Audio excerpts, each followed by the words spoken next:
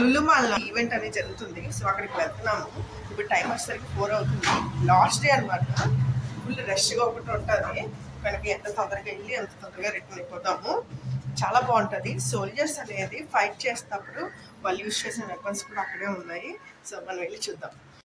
Traffic మామూలుగా లేదు, weekend కదా, ఫుల్ రష్గా ఉంది. అది కూడా వార్కి సంబంధించింది కాబట్టి ఫుల్ అందరూ క్రౌడ్ ఎక్కువగానే ఉన్నారు. సో బందోబస్తు కూడా చాలా ఎక్కువ ఉంది.